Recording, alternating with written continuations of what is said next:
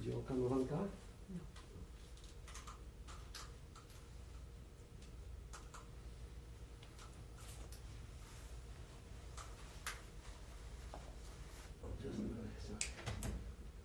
Today is August 25th, 1995, and we're getting testimony from Henry Zipper. The interview will be conducted by Karen Hillman. We're in Thousand Oaks, California, in the United States of America, and the interview will be conducted in English. Hello, my name is Karen Hillman, K-A-R-E-N-H-I-L-L-M-A-N. I am conducting an interview with Mr. Henry Zipper. It is August 25th, 1995, and we are conducting the interview in Thousand Oaks, California. Can you please state your name and spell it? My name is Henry Boris Zipper. Z-I-P-P-E-R. And where were you born? I was born in a town, it's called Mikulince, Eastern Poland, also known as Galicia. Okay. And when were you born? I was born on May 7, 1921. And what was your name at the time of your birth? My name at the time of my birth was Ersh Bell. Can you spell that, please? H-E-R-S-H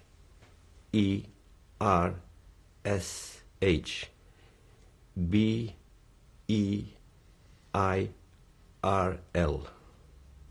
And what were your parents' names? My parents' name was, my mother's was Esther Malka Schwalbenes, maiden name. My father, Moshe or Moses Zipper. And what did your father do? My father was a furrier. He had he had a tannery in making fur coats and hats and similar items. And did you have any siblings? We were 8 brothers and 2 sisters. And what were their names? Their names were Adela, Yisrael, Joseph, Yitzchak, Yeshua, Abraham, Henoch, Sarah, myself, Yehuda, and Chaim. And what were their ages and your age before the war? What was my age? Mm-hmm. My age before the war. When the war broke out, I was 18 years old. And how old was the oldest? The oldest was 29 years old. And the youngest? The youngest, Chaim, was 15 years old. And what was your childhood like? My childhood, well, we had a happy childhood.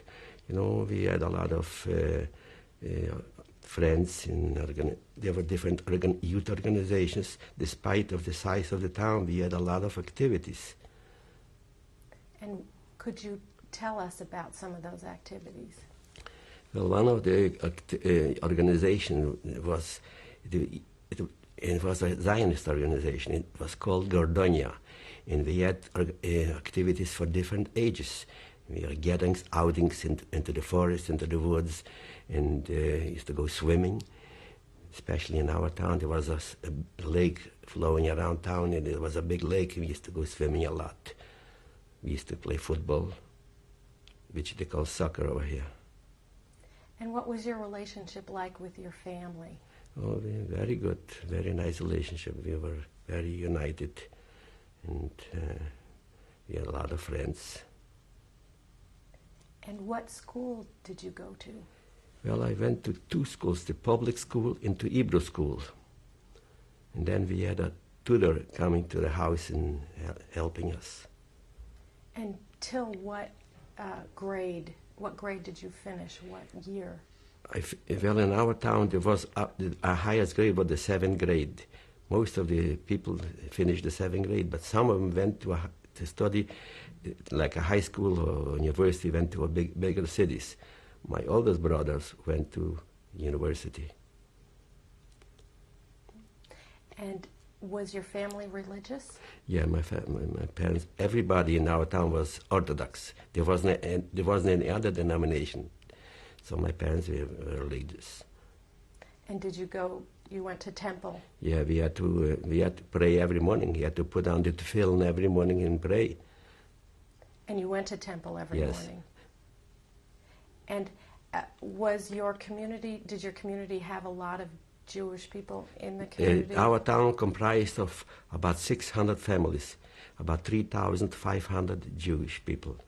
The Jewish people comprised about 70% of the population in our town. And you observed the Sabbath? Sure, when it came Friday afternoon, you could smell in the air that Shabbat was coming. Everybody stopped, the traffic stopped, even the Goyim knew that in a way they celebrated the Shabbat. And your father, he was a religious man, both your parents? Yeah, very religious. Mm-hmm. And describe your father in the community. My father was well known in the community because he was considered to be the richest man in town. And he used to conduct the services in the big synagogue, and he helped a lot of poor people. So he was very well known, very respected. And your mother? Mother, same thing.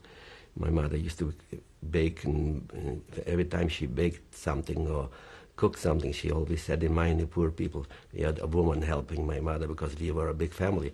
So there was a woman helping my mother with the cooking and baking. And you brought friends over? Yeah, friends came over to our house because we had also a big piece of property. Friends came over to play with us. Our house was always full of people coming and going because everybody knew each other. Small town. And with a town with lots of 70% Jewish population, were you aware of anti-Semitism? Yeah, there was a lot of anti-Semitism. Like I mentioned before, there was a river in a forest nearby. So especially on Saturday, everybody went to the forest. And one time I walked near the river, and the banks were very steep. And one Ukrainian boy, it was a Saturday, I was dressed in my best clothes, and he pushed me down. I fell down to the river, and he was yelling at me, "Dirty Jew," because anti-Semitism was everywhere. And how old were you then when that I must have happened? been about 13, 14 years old. And your date of birth, when were you born?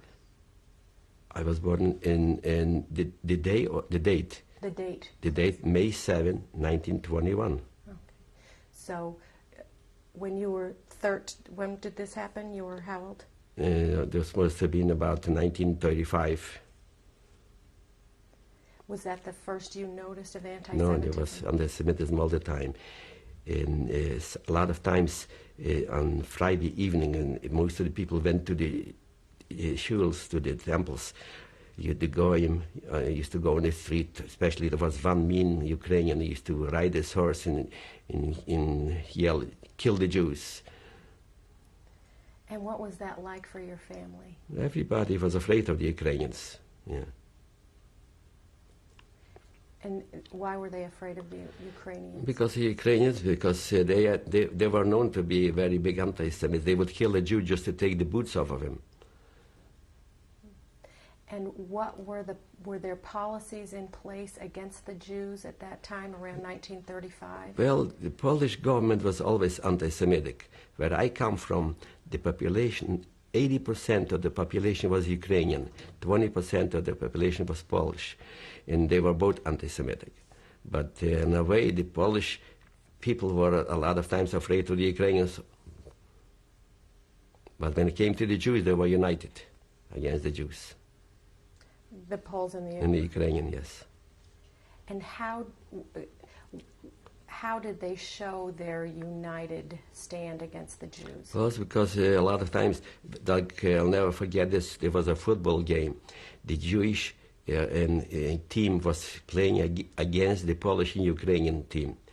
And there was all of a sudden, because the Jewish team won, all of a sudden they attacked all the Jews and the Polacks together with the Ukrainians and started beating the Jews. So when it came to hate Jews, they were united. And what did your parents talk to you about the anti-Semitism? Well, that you lived with? we all talked about it because we all felt it. And what did they say to you as their children? Was there Well, any? in the school, in the Polish and Ukrainian children were always picking on the Jewish children. It's a lot of times when I came to school with new shoes or new clothes, they would step on my shoes and smear them up and try to make them dirty because for envy and hate. And what would you do? Well, we didn't do nothing because we were afraid of them. And what made you afraid? Because they would beat us up.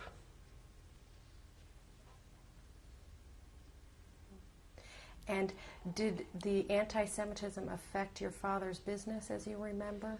Well, no, it did not affect our business because most of Ukrainians and the Polacks, they needed to buy things from us. So. How about other Jews in the area that you knew? Well, a neighbor of ours, he was dealing in grains. He used to go to the farms, to the peasants to buy grains, and he was killed by one of the Ukrainians to take his money away. And I'll never forget this. He then got drunk one day, and he said to another peasant, "That stupid Jew," he said, "that the moon will give me away because I killed him." So this way he was discovered that he killed them. Because when he killed that Jewish merchant, he said, "That moon will give you away someday." And so when he was drunk, he gave himself away. And was there any kind of Jewish government that was set up? There was, we had in town a different Jewish committees, organizations to help the less fortunate ones and to deal with the government. That was a representation. And what was the name of that? I wouldn't remember the name of it. And was your father involved with that government? Most of the Jews that were considered a little well-off, they were in the committee. And were you able to see your grandparents? Did they live in the area? The only one that was alive of my grandparents was my grandfather from my mother's side. She was the only one alive? Yes. And did you see? Yes, he lived with the uncle, but he came to our house every day to eat in our house. He used to bring us toys all the time. And then when he passed away, when he died, we were wondering where he's getting all those toys. He had a big trunk in the attic. When he died, we opened the trunk and it was full of toys, of things that he gathered to. And every time when he came to visit his grandchildren, he brought us something. And how about uncles and aunts? Well, we had, in our town, I had two uncles and aunts. One was my mother's brother, and one was my father's brother. And one of them was, my father's brother, he was also more or less well off. My mother's brother, he was kind of poor, so my parents used to help him a lot. And what were your siblings and yourself doing just before the war started? Well, we were helping my father because, like I mentioned before, my father was in fur business. So my father used to travel every year to Romania, Bulgaria, and to buy raw skins. And we had a tannery, and we used to cure the skins. And then we used to work, all of us, with some other help, to prepare the skins, making fur coats and making hats, and to prepare it for the winter. And then we worked very hard during the summer, and then when it came autumn, like September, the season started. Then the season lasted for from between September and March, and then the rest of the year we lived from that profit from the season. Then my father started, then it started all over again, like every year it repeated itself, the same thing. And did he have a store? Yes, we had a store, and we also, my father used to travel to different towns. Excuse me. Yes, traveled, but because every day there was a day of a market day in different towns. So I used to travel in different towns to sell our wares. And what was that like working with the whole family? Well, we worked very hard, but we were happy. So the whole family worked? Yeah, we all worked, yes. Even when I still was going to school, and after school I started helping out. And when you were in your teens, were you still in school, or did you work full-time for your father? When I finished 7th grade, then being that there was no any other institution for learning, so we had a tutor coming into the house, and we were learning at home. And what languages did you speak at home? Well, we spoke at home. We spoke Yiddish, but on the streets we spoke Ukrainian and Polish. And did you learn Yiddish through your family? Well, Yiddish was our native tongue. So your tutors taught you in popular subjects like math and history, geography, all what's being taught in a high school. And were you planning to go to university? Well, if the war wouldn't have broken out, probably I would have. And when did you know that things were changing, that there was more than just anti-Semitism? In 1933, when Hitler came to power, the people were marching in our town, especially the Jews, with slogans and protesting against Hitler. We knew right there that something is going to happen. We didn't know exactly what was going to happen, but we knew that Hitler is not good for the Jews. And what did you do, if anything? Well, nothing we could do. We were protesting. We were marching and protesting, but nothing we could do. What else could we do? And were there organized marches? Yeah, organized marches, yes. And describe those. Well, we were marching and yelling death to Hitler, and so other things like that. But what else could we do? Were there any repercussions to Jews for those protests? Well, the Polish authorities, because the Polacks were in the power, because it was considered as Poland, and they tried to disperse the march, but they continued. And did anyone get hurt? Yeah, some of them got hurt, yes. But no one in your family? No. Mm-hmm. So, in 1933, you knew? Yeah, we knew that something bad is going to happen to the Jews. Mm-hmm. And at that time, did the community organize? Well, what could we do? We organized to protest, but nothing else. We were protesting also against the Polish government that they didn't do something, but what could they do? They were saying that not even one button they would give away, but then what happened, then they gave all their shirt away. Can you explain that? Well, the Polish were saying that they wouldn't give up an inch of their land, not even one button of their garments would they give away. But then when the war broke out, the Germans took everything away from them too. I mean... So the Polish government was talking about that they weren't going to give anything to the Germans. They were saying that, you see, in school in Poland, they taught us Russian and German. And because we lived between Russia and Germany, and they said to us, we have to know Russian and German because in case someday we'd have to invade them. But they didn't say that someday Poland or Russia will invade Poland. So they were surprised. Mm. And when did you notice that the German presence? We noted Germans very well on September 1939, and we knew that the Germans attacked Poland. Two of my brothers were in the Polish army at that time. And we knew what was happening. The Polacks first said that they are successful in the front, they're beating the Germans back, but everybody knew different.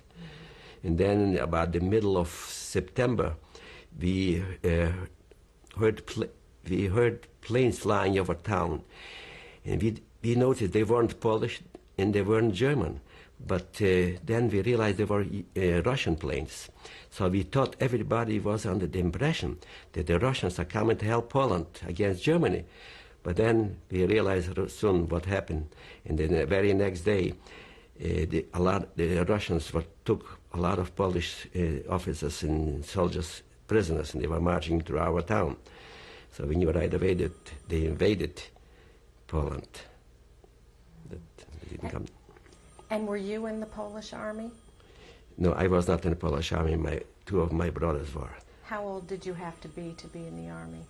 Well, you have to be in the army, you had to be 19 years old. And you were 18? Yes. And what was that like to see the planes over? What were your parents talking to you about this? Well, everybody, like I said, the very second day after the planes flew over, the Russian army came into our town, and we knew that we were occupied by the Russians. Right away, the Russians, when they came to our town, they started confiscating a lot of stuff from Jewish people, especially, and they took a lot of homes away in order to, 1 minute interrupt. They took a lot of homes away in order to place Russian soldiers and officers. And was your home taken? Our home was not taken, but we had a house next to ours, which was rented out, and that was taken. So the Russian soldiers lived next door to yes, you? Yes, they took away a lot of homes from a lot of different people, and a lot of people had to gather live in 2-3 families in one house. Describe what it was like to live next door to Russian soldiers. Well, there were some Russian officers that were living in our house, and they said to us, they told us that we have to liberate you, but in a way you should have come to liberate us. They told us you're living under oppression, under the Polish government, but we see that you're living good. You had a lot of food to eat. So in a way they knew right away that they were lied to, the Russian officers and soldiers. What were they told? They were told that we are going to liberate our brothers from the Polish, under the Polish sufferings. But they considered the Ukrainians their brothers. And who told them this? The Russian government. Right away they started confiscating things taken away. In our town, people didn't have no cars. People had horses, people had bicycles. They confiscated everybody's bicycle, everybody's horses. Like our parents, we had horses in a wagon because we were traveling in different towns to sell our wares. Took our horses away in the wagon. And then they started confiscating merchandise. Our town was located, the railroad station, it was situated 4 kilometers from the center of town. Before the war, about a train would come by maybe every second day. But since the Russians came in, there were a few trains every day, boxcars going by. They confiscated all the merchandise from all the Jewish merchants from different towns. And they took it away to Russia. Even some furniture, a lot of things, they confiscated everything. Especially my father, we had a lot of merchandise because the war broke out before the season started. We had a lot of merchandise. So they came and took away a lot of it. And then we had a neighbor who was considered to be a communist. He told the Russians that we didn't give him everything, but we had a hiding place of which we hid a lot of merchandise. So they took my father, they beat him. My father had a long beard, and they even cut the beard off the Russians. And they hit him, beat him to give some more merchandise. And when was this? This was when the Russians came in 1941. And And where was the hiding place? Well, we had a cellar. Every house had a cellar. So what we did, we section of the cellar, we put a lot of merchandise in the cellar, and we built a wall with racks in such a way that it looked old, like the original one, and they couldn't find it.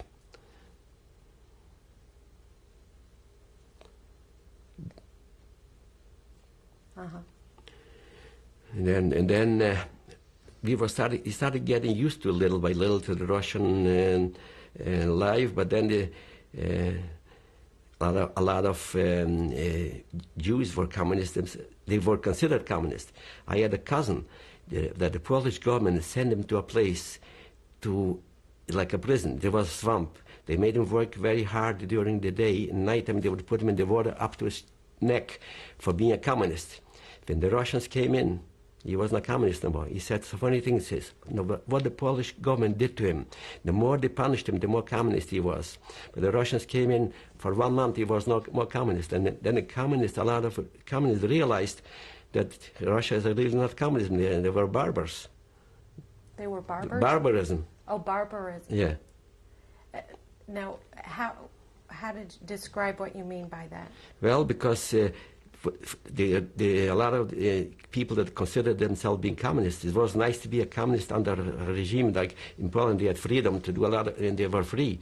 But when Russia came in, when they saw they were confiscating things, people lost their freedom, and they had to be very careful even to talk in front of parents. A lot of children were turning in their parents against because they started indoctrinating people.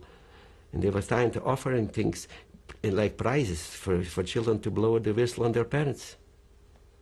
And who was offering these prizes? Russian authorities, yes. And what did it mean to be a communist before the Russians came in?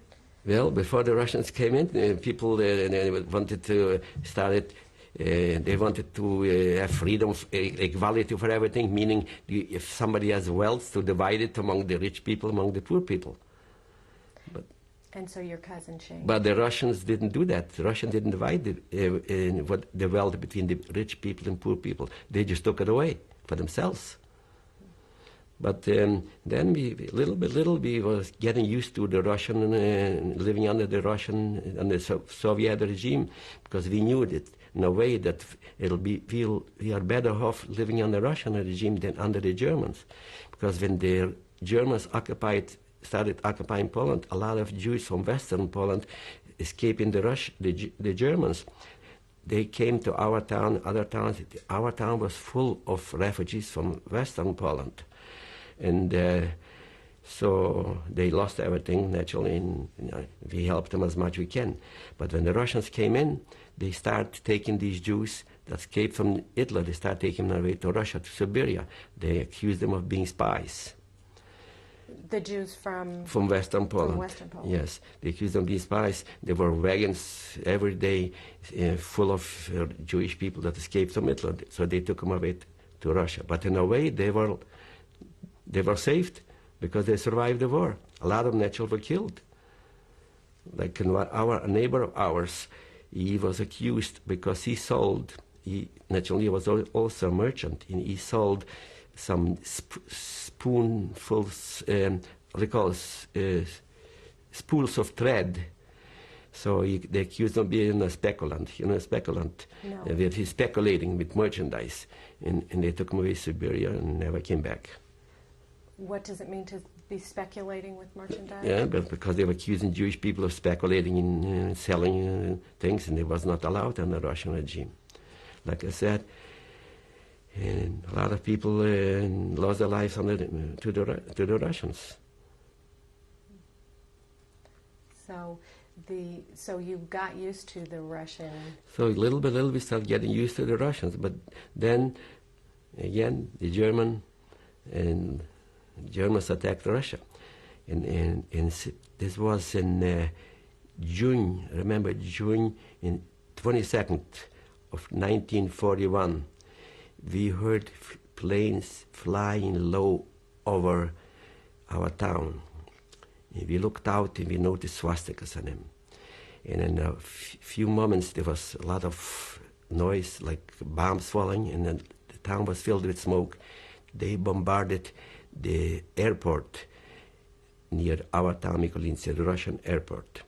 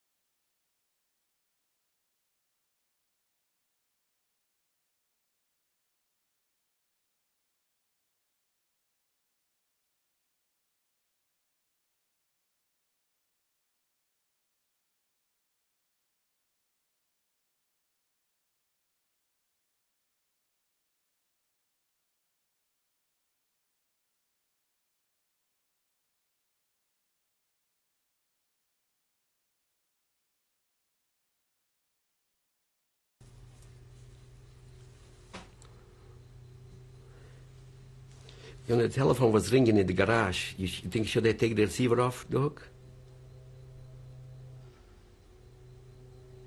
Yeah.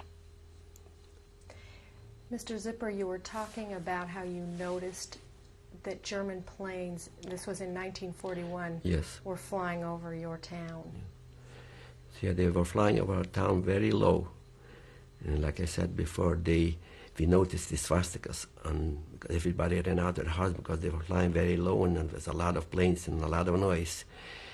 And right away, there was you heard the bombs falling, and there was smoke filled. The when the Russians came in, they built confiscated land from the farmers, and they built a big military airport, and that airport was bombarded. And this was on like the 22nd, I'll forget that date, 22nd of June. But then on July the 3rd, there was the Russians blew up the bridge that was over the river in our town. There were before that, a lot of Russian soldiers, some of them on foot, some of them in tanks, some of them on horses. They were going through our town. They were retreating. Then the bridge was blown up by the Russians. A day later, July the 4th, two motorcycles, Germans, and two German motorcycles with soldiers came to our town. And right away they started occupying our town. And then other Russian military units came, and everybody locked themselves in their houses, in the cellars. Every house had a cellar, so people went in the cellars. It must have been around 5 o'clock in the afternoon. We heard a loud knock on our door. So one of my brothers, whose name is Abraham Enoch, he went to open the door. And two Ukrainians, they were neighbors of ours, with a German soldier, took him away. They took him to the Ukrainian cemetery and they shot him to death. A lot of Ukrainians, they were neighbors, but when the Russians came in, when the Germans came in, they all of a sudden they turned to be hating, were the worst Jew haters. They received the Germans with bread and salt when the Germans came in. That night, there was a lot of fighting going on. We heard like artillery fighting and bombs falling. And while this was going on, the Ukrainians looted a lot of Jewish homes, and they killed quite a few Jewish families in our town. The Ukrainians that were your neighbors? Yes, Ukrainians. Most of the Ukrainians, they are already prepared. They are already with arms, machine guns, rifles. And one of Ukrainian, his name was Ivan Mishkevitz. He was a shoemaker, And he was the one that was organizing all the Ukrainians. He was the head of the Ukrainian militia. After the war, he came to the United States. He was in New York, but a lot of Jewish people tried to denounce him to the government, see if he could be arrested, but they let him free. They didn't do nothing to him. And how did you find out what had happened to your brother? Okay. The next day, after there was fighting going on between Russian and German soldiers all night. Then the following morning, the Ukrainian militiamen with some German soldiers, they came to the Jewish homes. They took, they didn't ask, they just took somebody from the house to dig a big ditch. I was one of them. We went to dig a big ditch, wide and deep. There were a lot of Russian soldiers dead, and some of them were just wounded. And we had to bury them. After we finished digging the ditch, we threw in all the dead and wounded Russian soldiers into that ditch. In the top, we threw the dead horses on top of them. And then we covered them with dirt. You could see the dirt moving because a lot of the Russian soldiers were still alive. This was getting already dark, like in the afternoon. Then they turned the machine guns on us. I was wounded in my left shoulder, but I right away fell down and made believe that I am dead. Then only me and one boy survived that. Then under the cover of darkness, I went home. The next morning, the same Ukrainian soldiers, Ukrainian militiamen, they came to our house. They asked for another one to dig another ditch. So my mother told them, because they were Ukrainians, they knew, and they knew us. What do you want? You already killed two of our boys, meaning me and the other one. So they left. But then they took some other men with boys to dig another ditch. There was a brewery in our town. So near the brewery, they made them dig a ditch. And then they machine gunned all these boys and men, and they threw the dead horse on top of them. And then after that, we went to find out what happened to my brother. So one of the Ukrainian militiamen, he said that my brother is on the Ukrainian cemetery. So we went and got him and buried him in the Jewish cemetery. And after that, the Ukrainian militiamen, they gathered about 50 Jewish men and women. They accused them of being communists. And they put them in a house which they converted into a jail. They kept them a few days without food and water. Then they marched them to the forest, and they machine gunned them. They killed them all. And how did you know this? Because we knew it. They were neighbors, and then we even saw them being marched to the forest. And who was still living in your house at the time? Well, my parents, the rest of our family, we were still living there. And also we had some Jewish people that escaped from Western Poland. We had a family.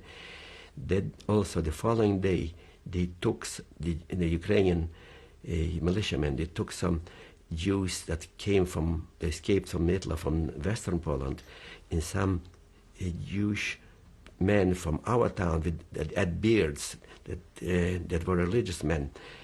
They made them put down the talis and the tefillin, and took them near a river, where the banks were very high. They made them pray, and then the machine gunned them, and they fell down in the river. And you found this out from other neighbors? No, we knew it. We saw it. We saw what happened. Everybody knew what's going on. The town was small. And what were your thoughts at the time? Well, we thought that they'll kill us all soon. Here I had my oldest sister. She was married already. She lived in another town. When the Germans occupied the town where she lived, they gathered all the men, not only young or old, all the men. They gathered all the men, and they took them also in a very, like a hill. And and they put them all in the top of the hill and machine gunned them. They fell down under a ravine. When the women said, kill us also, they took a man away, kill us also. The Germans said, no, it's enough to take the honey away from the bees, and the bees will die themselves. Then And where was this? this Where was your in sister? in a town also. It's called Hushatin. It was closer to further away from us, closer to the Russian border. When the Germans came in, they made a pogrom in every town. The Ukrainians were worse than the Germans. They were sadist. A lot of the Germans could not tell who is a Jew, is not a Jew. The Germans and the Polacks, they pointed out who is a Jew.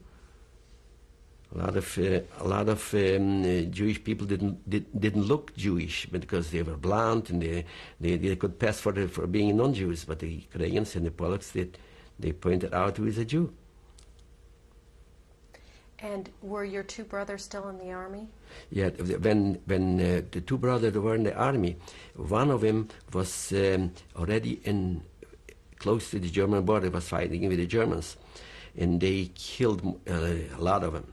So my brother, he was in the cavalry. He was riding a horse in a plane, a German plane started shooting from the plane, and he killed the horse, and my brother finally lay down on the ground, and he survived.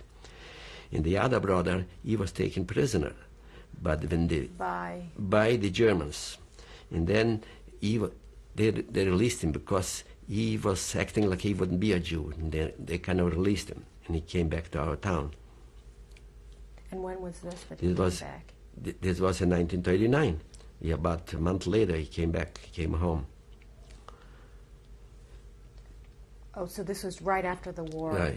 So he didn't fight in the army. No, he didn't fight. He was just because he was taken to the army after the first brother. So they didn't have a chance to send him to the army. The German already took him prisoner as soon as he was drafted into the army. So in 1941, the Germans are in your town, and they set up the pogrom.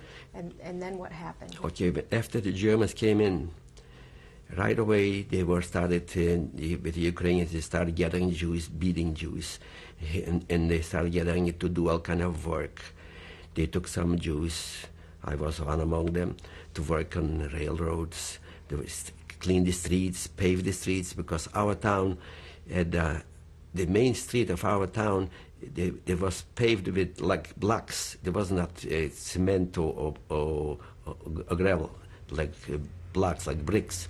So when the Russian army retreated, there was a lot of damage to the streets, and they would take Jews to fix the streets. They took Jews to do work for the Germans, work for them, killing, fixing things, so cleaning things, like being maids, women, girls. They took the most beautiful young girls, like 16, 17, 18 years old, to give them to the Germans to amuse themselves with, to made them like prostitutes.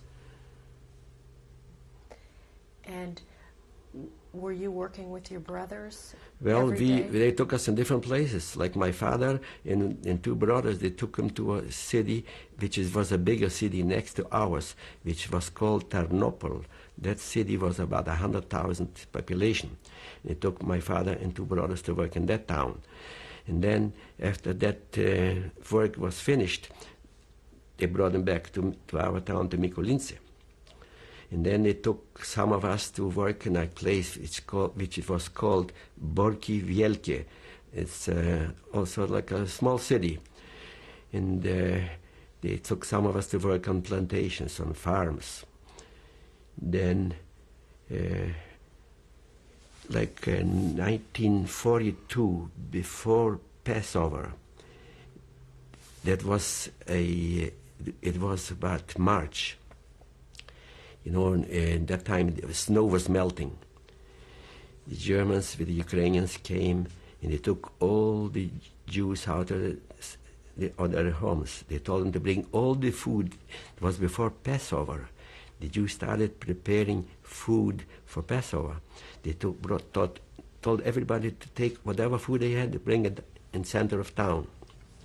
And after they did that, and they made the Jews, I was among them too, they made the Jews drink, there was running like, there was raining, there was dirty water running down with melted snow, and they made us drink that dirty water. And one Jew, a neighbor of ours, didn't come out. And the Ukrainians, they kept track of everybody. They knew everybody. So when they went to his house and they found him in the house, they shot him to death right then.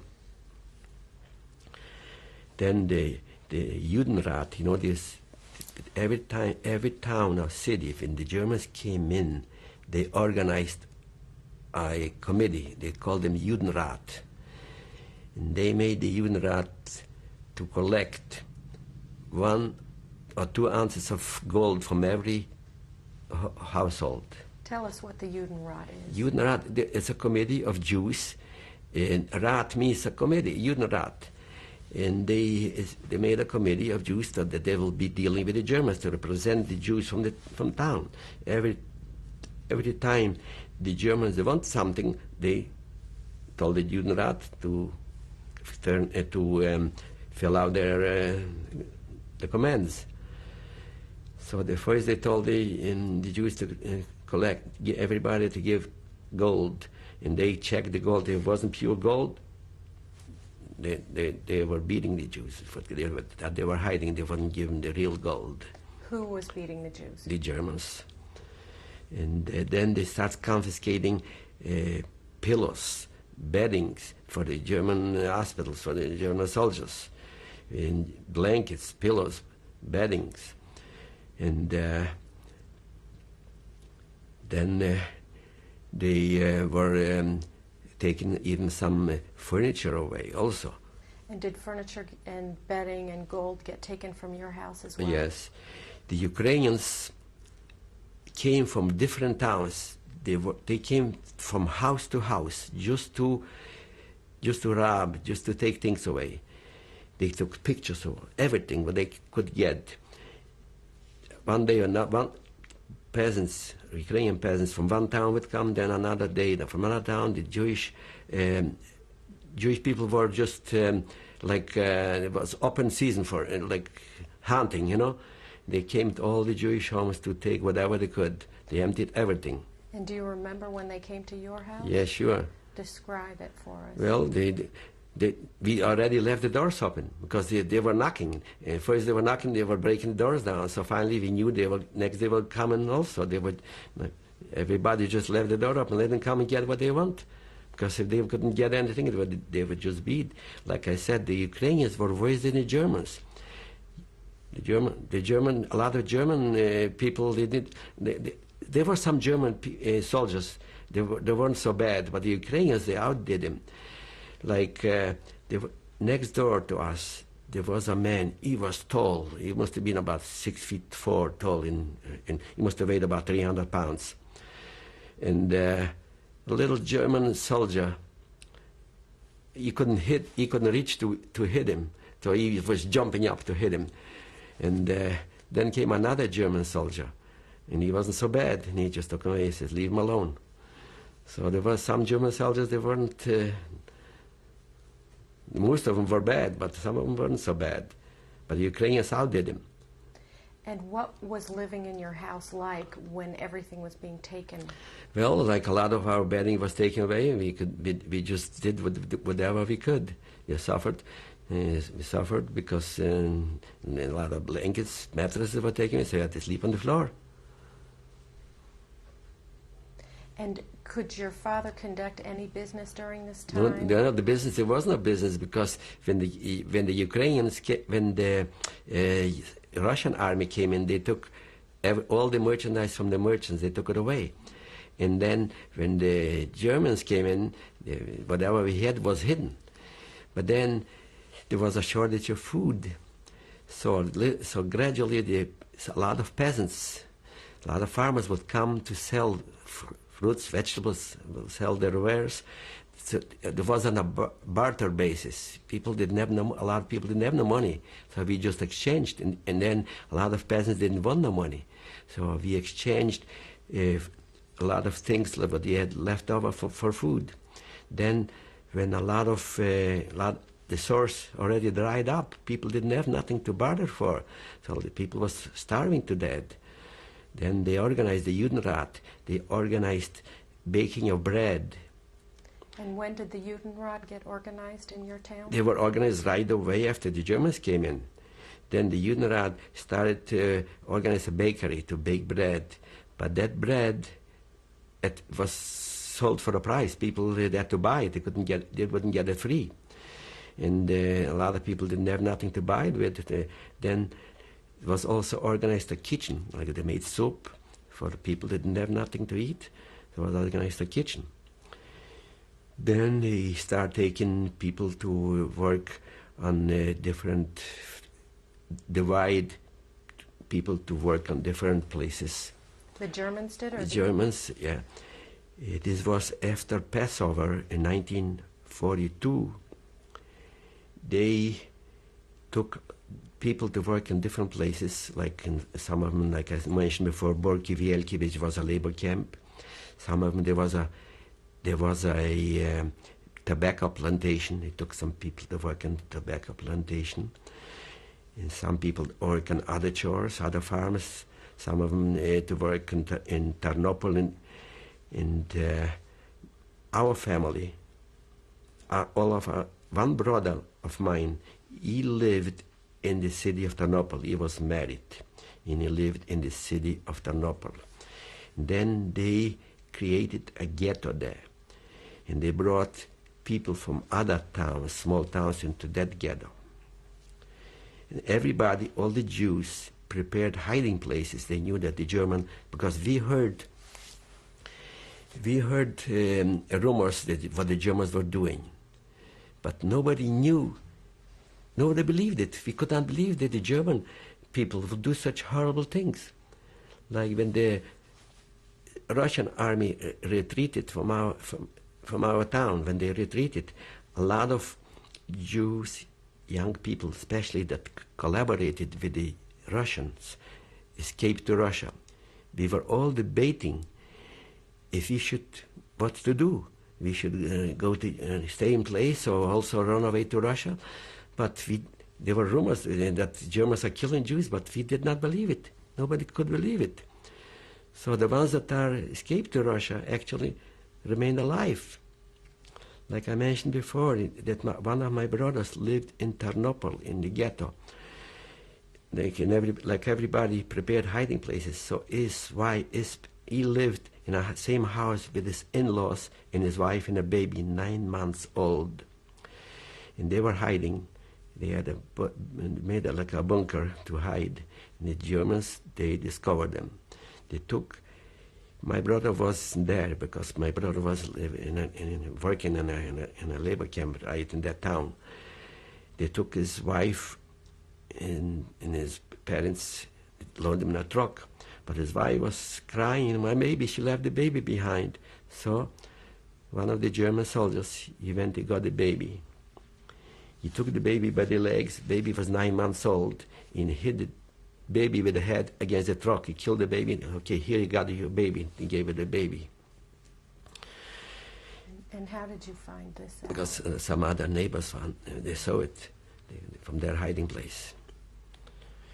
Then this brother of mine, when they liquidated the Tarnopol ghetto, this brother of mine, he could have come back to our town and he could have worked with us, but he was so, I don't know how to explain it. He didn't care no more. He didn't want to live no more. He took his wife and his baby away.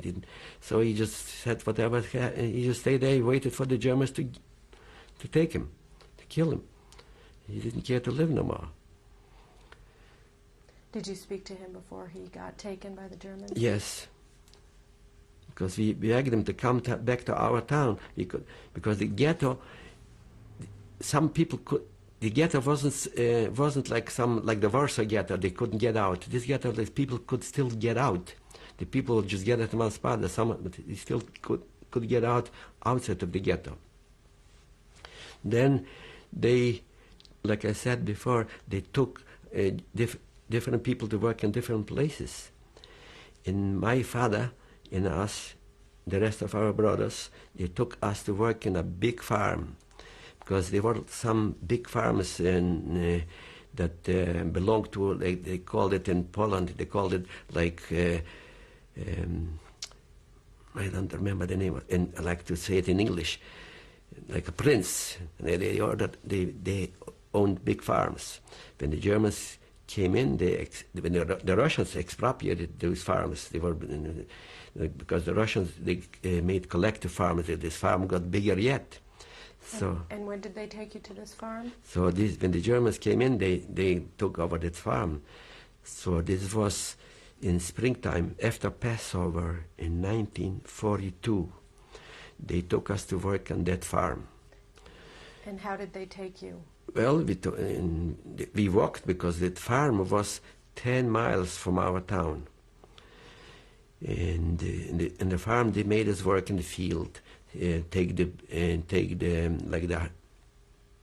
the harvest came, to take the wheat over the fields, dig out the potatoes, and everything that's necessary to cultivate the farm. When you take the wheat off from the fields, you make it in bundles, tie them down. You also make the ties from straw. You make bundles. Then there was a big machine that was, I don't know if you call it in English, a thresher. So one side the grains will come out, and the other side the straw will come out. And they made us feed the machine very fast. If we didn't feed the machine fast enough, they were beating us. The Ukrainian militiamen with the Germans. And they made us sleep. We slept, and there was a stable. That was our living quarters. And they did not give us enough food. It's a funny thing. My father told us when he was in the First World War, he was taken prisoner. And then they were distributing food. He needed never container to get the food in. So there was a pot that the baby goes to make his necessities. So he got that pot and to get the food in. It's a funny thing. That thing repeated itself. I was hungry, and I didn't have a dish or a pot to get the food in, and I got one of those pots that somebody made a dirty business in, and I got the food in it, and I ate it. Where did you get the food? There was one of the Ukrainians was managing the kitchen, and the Jewish people that we worked on the farm. One of my brothers was a cook, and with a woman. But what we were eating, they were giving us a lot of times that food that was worse than you feed the pigs with. So at this point, you were no longer living in your home. No, after you're living on the Passover, farm. 1942. Yes. And who in your family was with you? My father, and then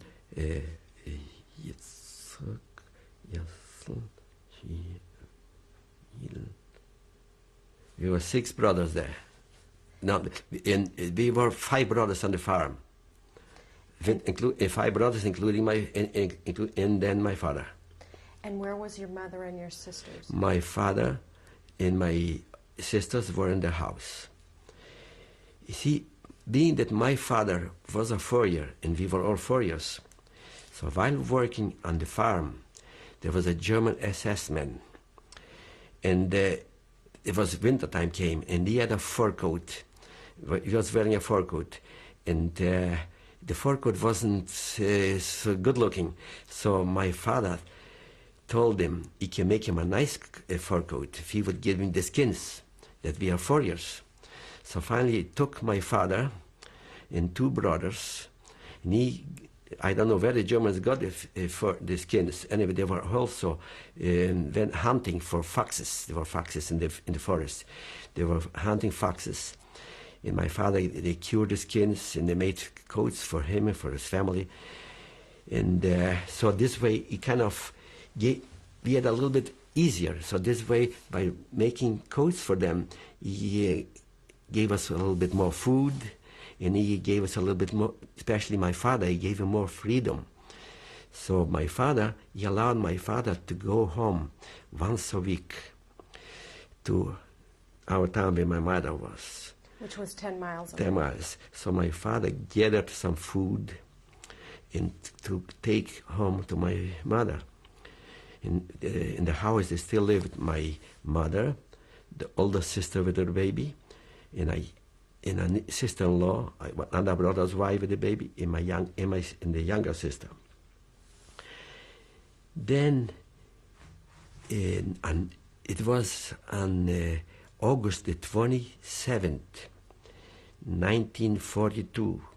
It was a Friday. My father went home to get some food for the rest of the family. Then Saturday morning, August the 28th, all of a sudden, all the Jews were awakened. Let me stop you there.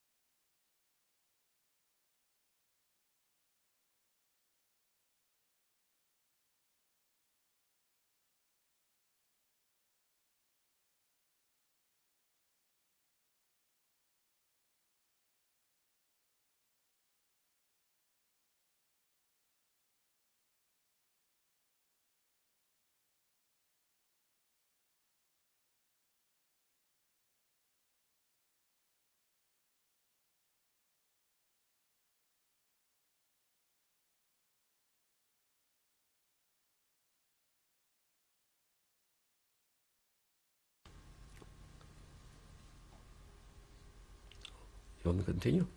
Okay. I'll tell you.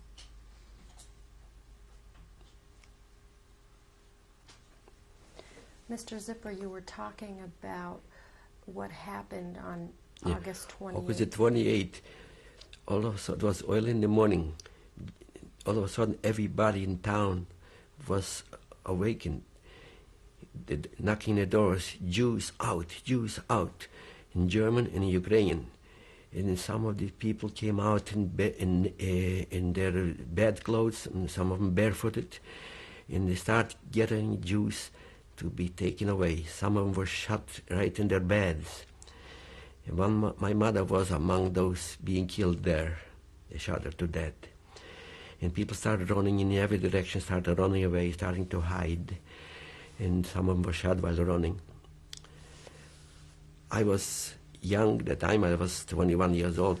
I had a girlfriend, which she was 18 years old. And she was hiding in the attic of their house. Two Ukrainian militiamen, they raped her right there in the attic, and they shot her to death right then. Then we found her on the attic, dead. And then they were taking the Jews. My sister ran away, one of my sisters, the younger one. And there was a river flowing right next to our town, and she went to the river. There was some like bushes right at the edge of the river. She was submerged in the water near the bushes, and that's the way she survived that axia. They call it axia. And then they loaded the Jews in trucks to take them to the railroad station. Now, were you in your I town on that day? No, I was on the farm that time. You were on the farm? Yes, but I was told that by the surviving Jews. And they took them to the railroad station, and then they loaded them into, there was other boxcars already filled with Jews from other towns. And they put them in boxcars and took them away. And to this day, I don't know where they took them. I don't know if they took them to Auschwitz or where, I don't know where. And was there anyone in your family on those boxcars? They took my father and my sister and baby and my sister-in-law and baby.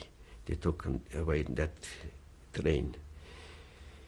So next day on the farm, my father supposed to come back because he was going home for Shabbos. He's supposed to come back Sunday. He did not come back.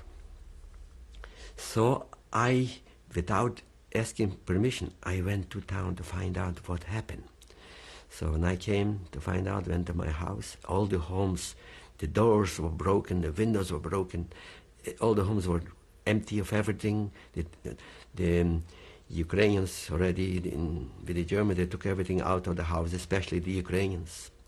Then I found my sister, because the Jews that survived, they finally came out, and the Germans, the Ukrainians, they made the surviving Jews to sort out whatever was taken, the good stuff to be shipped to Germany, and the rest of it divided among the Ukrainian militiamen. So I took off from the farm, came to find out what was going on. Then I found out what I've seen it more, what happened. So then I went back to the farm, and on the farm there was also a Jewish family working that used to live in that town where the farm was located. So the young people worked on the farm, but their parents still lived in their house. So I took my sister with me, and to place her in that house without the authorities knowing it. And I went back to the farm, and I was punished. I was beaten severely because leaving without permission.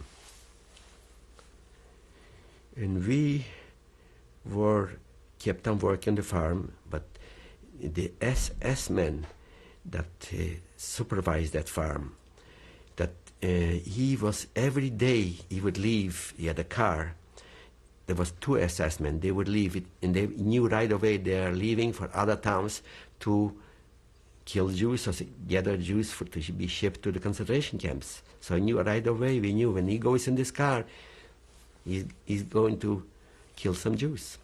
But he wasn't so bad to us, because my father was made 2 brothers making 4 coats, made him a lot of coats. He brought, I don't know where he got the skins, but he brought skins and making coats for him. And we kept on working on the farm. The supervisor that supervised us on the farm, he was an ethnic German. You know what an ethnic German is? That he lived in Poland. He was a a descendant from Germans. That's what they call them, ethnic Germans. He was already mixed with Polish. He had already Polish blood, and they call him ethnic Germans. But he was worse than in the real Germans. He took me from time to time to his farm. He had a house on a farm, to work on his farm, to clean the stables, to take out the manure, to chop wood, the different churns in his farms. So one day, I could not finish all the work in one day. So he told me, be sure you come back early in the morning the next day. And I was very tired, so I figured I'm not going to go back to my usual sleeping spot. I'm going to sleep in the stable. So I slept in the stable on some hay. The following morning, early in the morning, at sunrise, I heard some shots and some yelling. Then I look out and I see 2 German soldiers are running after one of my brothers. And stop, tell them to stop, halt. And my brother kept running, and they shot him right there. This was my brother's name, he was Joseph. So right away I knew what was going on. So I went to the attic of the stable where I was working, and I covered myself with a lot of hay. But the son of that supervisor, he kept track who was killed and who was still alive. So he knew that I was on his farm. So he came to look for me. So he couldn't find me there, he went up in the attic. And he found me, and he wanted to turn me over to the Germans, but I ran away. How were you able to run away? Well, I just kept running, because the German soldiers were busy, because beside my family, there were other Jews working at the farm. And they were busy killing and shooting and getting the others. So I ran away. And you see, the fields, the wheat fields and the corn fields were close to the farms because it was right at the fields, middle of the fields. So I kept running and running and running, and finally I saw a German car with some German soldiers on the road. There was a dirt road, so I just lay down on the ground so they would notice me. When they left, they already left. I went into the wheat field. The wheat was growing very tall. It must have been about 6 feet tall. So I walked into the wheat field. But when you walk into the field, if you walk straight, they'll notice there will be a path. So I walked in a zigzag. And I walked in the zigzag, and I lay down there in the field, in the wheat field. And I was laying down there waiting until it'll be safe to leave. And then I was laying there all day, the rest of the day, and at night. And then nighttime it started raining. It was raining very hard. It was raining that night and the following day. And I was soaking wet, laying in the ground. It was raining so hard. I got covered with mud, And still the following night, about midnight, I figured, well, it might be safe to get up.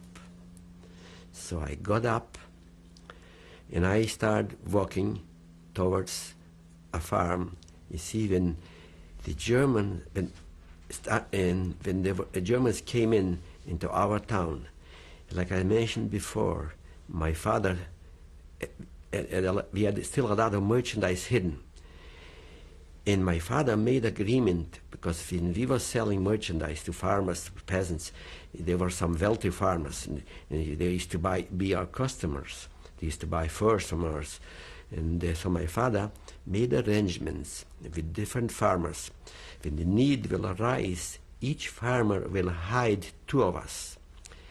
My father gave him in advance a lot of merchandise, so each one will hide 2 of us. So that night, when I got up from that wheat field, I walked to the farmer's house.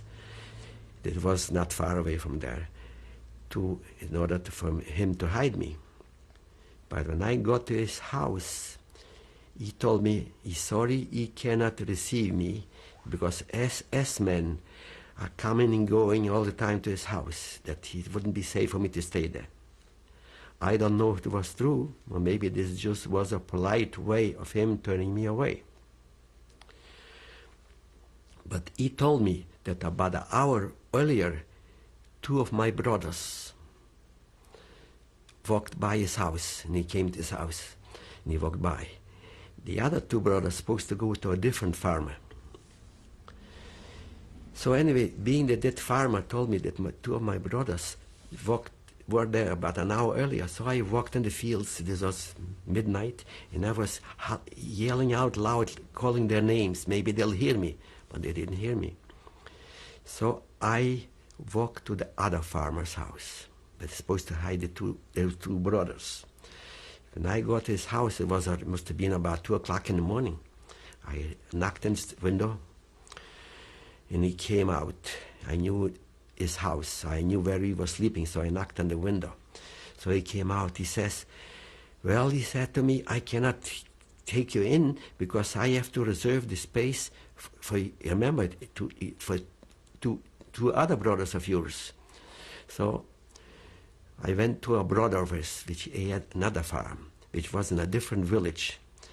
But he didn't supposed to hide any of us, but I knew him. So I figured I'm going to go to that farmer, which was this farmer's brother. So when he got to the other farmer, he told me. This was a day before. I went there. I'm sorry. A day later. So he told me that his brother, with another neighbor, killed those 2 brothers. They shot them to death. He shot him to death in order to, wouldn't have to hide him, and he'll remain with whatever merchandise he got. Then, while walking to this farmer's house, I was walking in a field I was walking in the field, and then I saw two silhouettes from the distance. And I thought that those two silhouettes might be Ukrainian soldiers or maybe German soldiers. So I tried to hide. But then, after the war was over, I found out those two silhouettes actually was another brother with his wife. So anyway, so I thought that might be soldiers, so I tried to hide. There were some bushes, so I went hiding behind the bushes. All the way the ground gave way, and I fell down, must have been about 50 feet down. There was a dirty lake with frogs, and I got all covered with algae.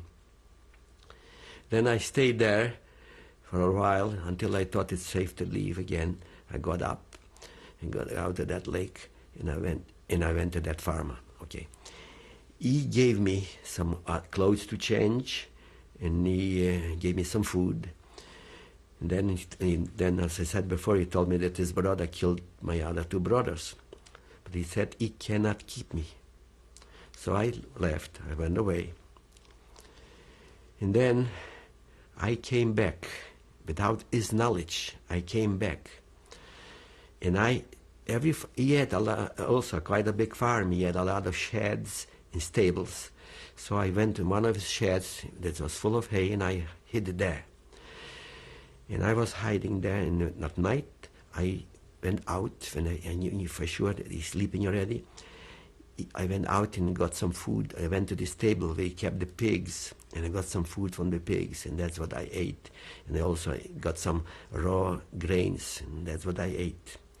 But I was very thirsty. I didn't have enough water. I didn't have any water to drink. I was always thirsty. Then he discovered me. So he told me, come back, leave and never come back. And so he said, if I'll ever come back, he'll call the Germans. But while I was hiding in his property, I noticed in another property nearby, there used to be a farm, there was an abandoned cellar. So I went into that cellar. I took in some straw into that cellar, and to be able to sleep on. But who could sleep? It was full of bugs. They were eating me alive. They were crawling all over me. And I went out nighttime. I got some raw potatoes. I got some celery. And then also I went back to the pig stall, and I got some food. And then he discovered me again. So finally he told me, this time, if you'll ever come back, I will call the Germans. And it was getting winter time. And I said, where am I going to go? There was no place to go. And then I went to another farmer, and I tried to hide, but then the dogs were giving me away. I went back to this man again, despite he threatened me that he'll call the Germans. I went back again, but I went on top of this table where he kept the cows. And I kept on doing what I did before, went down nighttime and got some food from the pigs. But the dog, he had a dog, the dog kept on crawling on the roof. The roofs were made out of straw, and they were so low. The dog kept on going on the roof. One day I heard a farmer saying to another neighbor, what the heck is that dog doing on the roof? And you know what happened to him? He's crazy, he goes on the roof. So I figured, well, this time the dog will give me away. How long were you hiding at the farmer's Must have been about 3 weeks. Uh-huh. The dog will give me away this time for sure. And winter was arriving. It was getting cold. And I thought to myself, well, will I go? I have no place to go. So on the farm where we were working, there was a huge farm that was owned by the priest. Every priest, be it if it was a Ukrainian priest or a Polish priest, they had a lot of property. They had a big farm, and they had a lot of property, horses and cows and pigs and a lot of fields. That priest knew my father well. We knew him. He knew all of us because he was buying furs, coats and gloves and hats for his workers and for himself.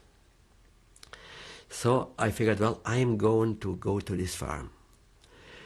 When I started going out at night, dogs were barking everywhere. Those dogs sensed I was afraid. And then it was partially cloudy. The moon was coming out, then the clouds covered the moon, and I tried every time the moon was covered with clouds, I tried to stop and hide. And dogs barking everywhere, and I thought to myself, that night will be the end of me. Finally, I reached the place where the priest lived. Then I had to cross a road. Then I was looking in both directions to make sure that nobody is around. And finally I crossed the road. As soon as I got to his farm, I got the first stable. I noticed I went up into that stable. There was the horses' stable. And the horses, finally, they sensed that somebody in there, they made a little noise, but I went up into the attic of the stable. And then I did again what I did before. Nighttime, I went down to the stable where the pigs were and got some, because they were feeding the pigs, always the farmers were feeding the pigs at night. So there's still some food left. And were you discovered? So I was getting down and getting some food from the pigs, and on the way I could see some potatoes or some other vegetables, and I grabbed it and I went up in the attic. 2 weeks later, I was discovered by the coachman from the priest. Oh, by the way, when I went, when I was hiding at that stable, one night I went and knocked at the door of the priest. And he opened the door. He was sleeping already. And he was shocked when he saw me.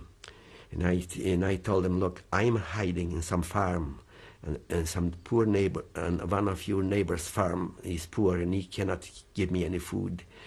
And I was wondering if you could place some food in some determined place once a week and I'll come to pick it up.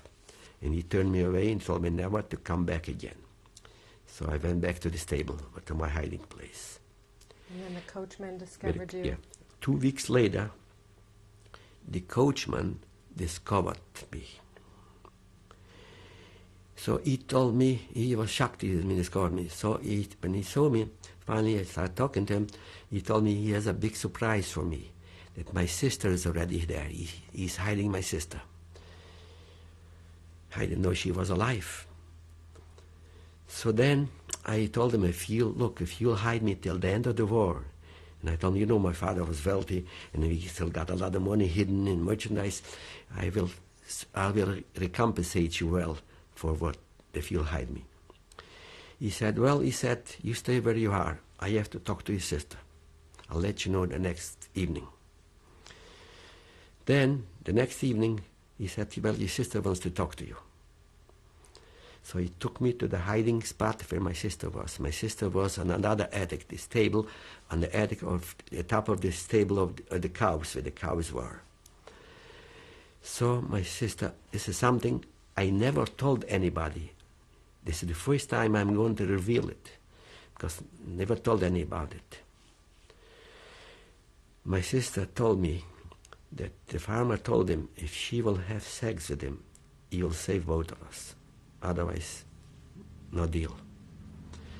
My sister started crying, and so I told my sister, I'm going to leave.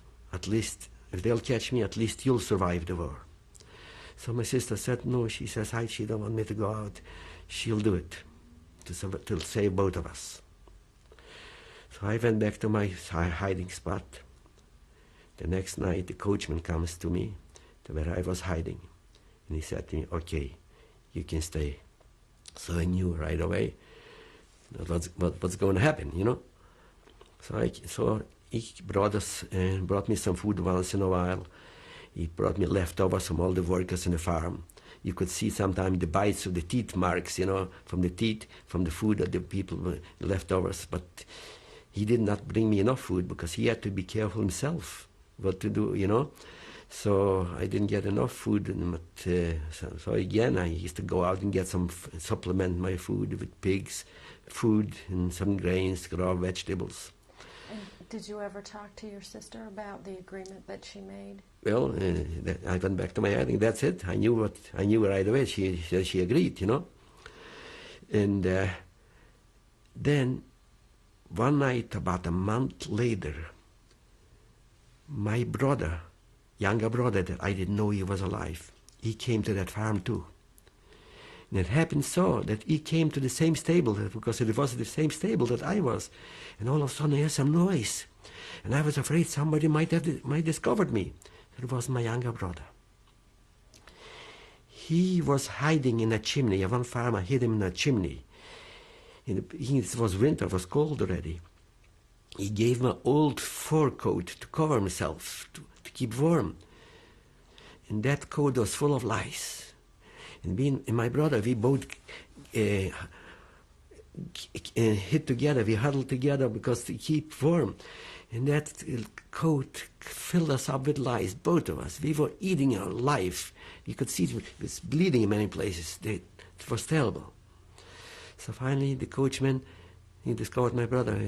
I told him that time, you just keep us over here. When the war will be over, we'll compensate you good. He kept all three of us.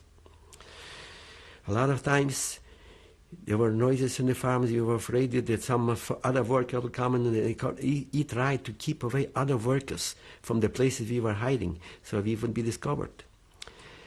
And the one time, we almost were discovered, so he kept us. You see, in order to feed the horses, the cows, the farmers, they chop the straw very fine. They chop it, and they mix it with the grains. And there was one building, it was full of that chopped straw. So he took it one at night to that building, and we covered ourselves up to the neck with that straw. In case we heard some noise that someone might be coming and get some of that chopped straw, we'll cover ourselves completely. And we stayed there for a few days and a few nights until it was safe to go back. So, but he did not take us back to the same stable. He took us to another stable. And how did you track the passing of time? We didn't know what time it is. We didn't know what it was. And then it was dark in the stable, so we did. Being the roofs were made out of straw, we made a little opening. We took a little something to keep a little opening, so you get a little bit of light. And so we were sitting there. We were laying there most of the time. And he brought us some containers, so we'll do our necessities, because otherwise it would smell up the place, so then other workers wouldn't notice it. So he brought us some containers for that purpose. And that's why we were there until February 1944. The coachman kept us informed what was going on in the front. We were then in February 1944, we were hearing like artillery shells, bombardments from a distance. And the coachman was telling you the Germans are getting a beating, they are retreating. Then all of a sudden the farm was full, swarmed with the German soldiers. They were retreating. And they were with the horses, and some of them with cars and military vehicles. And when was this? This was in February. This was in March of 1944. So you had been at this point in hiding how long? Yes, we were since around October 1942. Since about October 1942. So then the German soldiers, they got all the hay and grains, whatever, to feed their horses. But the coachman, by then, the coachman took me and my brother to the same place where my sister was. It'll be all together. We were on the different ends, different sides of the attic, but in the same attic. Because the coachman knew that the Germans are taking the hay to feed their horses. We might get discovered. So finally we were all three together in the same attic. And how did you pass the time with each other? Nothing, just being bored. And did you talk? Well, I could not talk to my sister because she was in a different spot. When you were all together? But me and my brother were together. My sister was on a different side. Mm-hmm. It was just the last few days we were together. Then the Germans already emptied all the attics for the straw and the hay. And they started getting straw, hay from the attic that we were hiding. And we thought to ourselves, here, like, is 1 hour to be liberated and 1 minute to be killed. We were so close to be liberated and so near to be shot. And they took already about 70% of the hay from the attic where we were.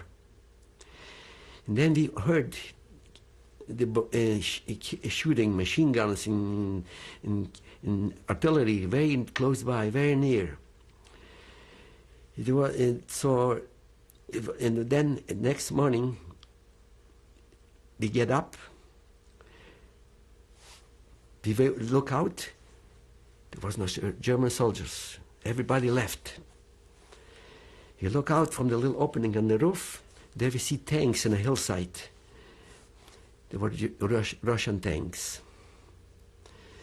We waited for a while, then the coachman came to us, and he told me that all the Germans left, and so finally we told, we noticed they aren't here, but those tanks are Russian tanks.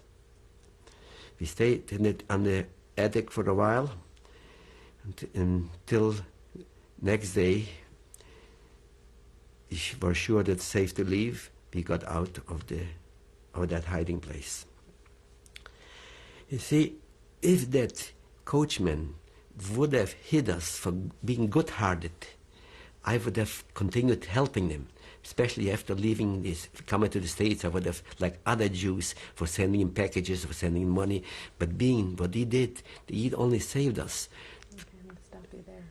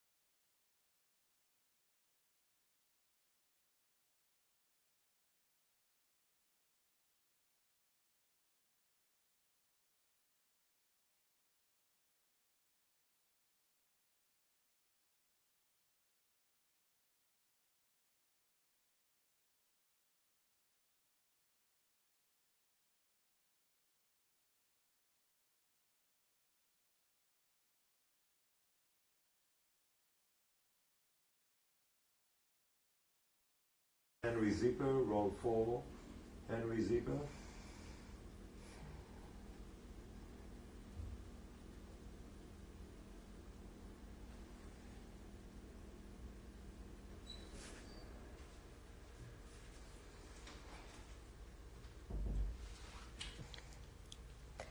Mr. Zipper, you were talking about how you looked out and you saw Russian tanks. I was further out already. Oh, excuse Anyway, me, go ahead. So this man, that coachman, if he would have helped us, hidden us, because being good-hearted, we probably would have helped him after the war. But being that he hid us because for what he did, after I left, I never want to see him again. Like my sister's husband, he was hidden by a farmer, a woman farmer. He helped her until she died about 2 years ago. He helped her send her packages, send her money. So after we left our hiding place, there were Russian soldiers everywhere. You know, in the villages, there was mud. There weren't any paved streets. We could hardly walk because being hidden for such a long time, we didn't walk. My knees were given away because we could hardly walk. So then we noticed some Russian soldiers walking, and we asked them if they could give us some food. We were telling them that we were Jews, we were hiding from the Germans, we survived. It happened so. Those soldiers, they were Ukrainians in the Russian army. They were the same anti-Semites that the other Ukrainians. So finally they said, okay, they'll start leading us away from the town. They were going to kill us. So finally another group of Russian soldiers were walking in the opposite direction, and I could notice that one of them must be a Jew. He had a typical Jewish look. So finally I asked him in Yiddish, do you speak Yiddish? You read Yiddish? He says, yes. Oh, he starts saying, okay, Landsman. Landsman, you know what Landsman means? Tell us. It means countryman. So finally I told him what happened. He took us away from those two soldiers. He says, you're lucky that I came, he says. Those two anti-Semites, they would have killed you. So that Jewish Russian officer, he took us in to one of the farmers where they were stationed, and he made them to feed us, to give them some food, and he made them to give us some clothes to change. And he saw us off, and he told us, there's one city, there must have been a city about 50,000 population, which was called Skalat. So he told us to go toward there. There were other Jews already that he met there, the survivors. So he went to that town, Skalat. And then after Skalat, we went to big city, which is called Lvov. It was the big city, the biggest city in Galicia, in eastern Poland. So we went to, it was already liberated. We waited till this city was liberated and went to the city, Lvov. And how did you get there? We got by foot, hitchhiking. We were hitchhiking, and then some Russian soldiers would take us, and so we went to Lvov. One of the synagogues was left. In the German occupation, there was a stable. We went to the synagogue, and finally we met other Jewish survivors. Then the Russians want to take me to the army. Imagine, here I hardly could walk. They want to take me to the army. They took every young man to the army, Russian army. So I said to myself, here I survived. All my family was killed, and I give my life for the Russians? Finally took me to the army. But when they took me to the army, I told them that I know how to make coats, I know how to make hats. So finally one of the officers there, he told me, okay, we got a working place, and we'll make you make coats, hats for, especially hats. I didn't know how to make those hats, military hats. So finally he got a sewing machine. I knew how to sew because my mother used to be a seamstress. She used to sew our clothes. And being that I'm a foreigner, I knew how to do a lot of things. So I asked him to give me one of his old hats. I took it apart and I ironed it out so that it'll be like a pattern. And he gave me one of his blouses, and I made him a hat. Didn't turn out too good, but next one was better. And then my sister met her future husband, and they took him also in the army. So finally I said, I need a helper. So I took him. So they wouldn't take him to be killed for them, you know. So we were making hats. Finally I got more experience. Finally one of the Russian officers gave me a pat in my back. He said, you made it better than in Moscow. And that's the way I stayed in the Russian army. And where was your brother at this point? And my younger brother, they took him to the army, and I didn't know where he took him. So, until the Russian army liberated Krakow. When we went to Krakow, doing the same thing, at that time, the Russians wanted to transfer us to the Polish army. They said, well, you are Polacks, you're Polish citizens, you're going to fight for your country. So I said, I'm going to give my life for the Polacks. So finally, my brother-in-law, we took our uniforms off, and my brother-in-law, he already met some other Jew that survived, that he was from Krakow. And he took him away because they used to have a big house. And the house was occupied now by some Polacks, which used to be their servants. They took him there, so my brother-in-law and went there. And me and another boy that was in the same army, we took off our uniforms. Romania and Czechoslovakia were already liberated from the Germans. So we went across the border to Czechoslovakia, from Czechoslovakia to Romania. We went to Romania. And do you remember when this was? This was in 1944. This was, it must have been in May, June 1944. Then we went to Romania. In Romania, we were placed in a displaced person camp. So to Romania, they came representatives from the Jewish agency from Israel, from Palestine. They came to organize us, to prepare us to go to Israel. And then, when Austria was already liberated from the Germans, they made us false documents as Austrian citizens, and we crossed the border into Austria. And how did they take you from country to country? Well, we went by wagon, by train, hitchhike trains, you know. And was there anyone in your family with you at No, this point? I was there myself. Finally, when we got to Austria, then there was in Austria was a Russian zone and it was a British zone. What was other divided? There was a river called Judenburg, River Judenburg. So finally, there's Jewish emissaries from Palestine. They left us there. And they told us to cross that river at night to the other side.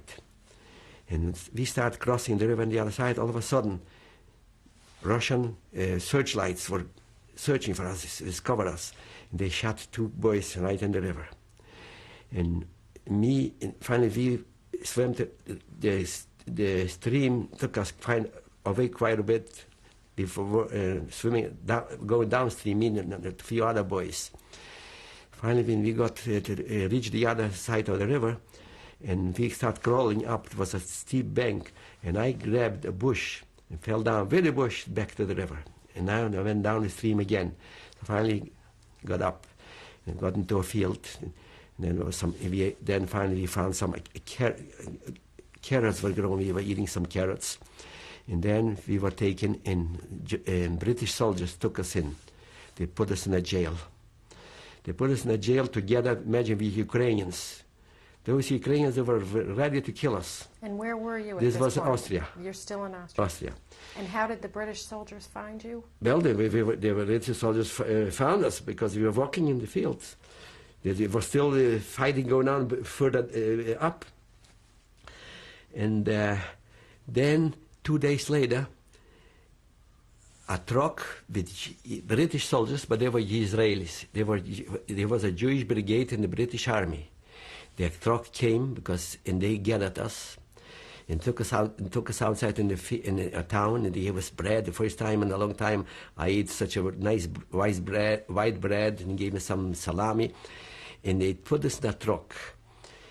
And then it was full of hay, bundles of hay, the truck. So we took all the bundles of hay out, and they took us in the truck, and then they put the bundles of hay, and they drove us to Italy.